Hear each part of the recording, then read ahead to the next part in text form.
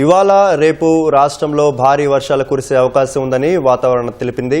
ఇందుకు సంబంధించి మరింత సమాచారాన్ని మా ప్రతినిధి జ్యోతికిరణ్ అడిగి తెలుసుకుందాం. జ్యోతికిరణ్, ఇవాళ రాష్ట్ర వ్యాప్తంగా వాతావరణం ఎలా ఉండనుంది?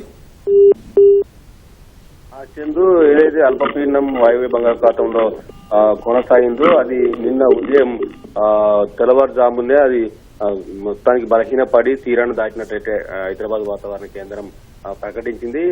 అల్పపీడన తీరాన్ని దాటినప్పటికీ కూడా రాష్ట్రంలో నిన్న ఇవాళ దాని ప్రభావం అయితే ఉంది. నిన్న చూసుకున్నట్లయితే అనేక జిల్లాల్లో భారీ నుంచి అతి భారీ వర్షాలు కూడా కురిసిన పరిస్థితి అయితే ఉంది. ఈ రోజు కూడా రాష్ట్రంలో ఒక 6 జిల్లాల్లో భారీ వర్షాలు కురిసే అవకాశం ఉందని అయితే వాతావరణ శాఖ తెలిపింది. ఆదిలాబాద్, కొమరంభీం, ఆసిఫాబాద్, మంచిర్యాల, జయశంకర్, భూపాలపల్లి, ములుగు, మంచిర్యాల జిల్లాల్లో ఇవాళ భారీ వర్షాలు కురిసే అవకాశం ఉందని తెలిపింది. ఈ జిల్లాలకు ఎల్లో హెచ్చరికలను కూడా జారీ చేసింది. అంతేకాకుండా మిగతా జిల్లాల్లో కూడా తేలికపాటి నుంచి మోస్తరు వర్షాలతో పాటు గట్టి జల్లులు పడే అవకాశం ఉందని కూడా తెలిపింది.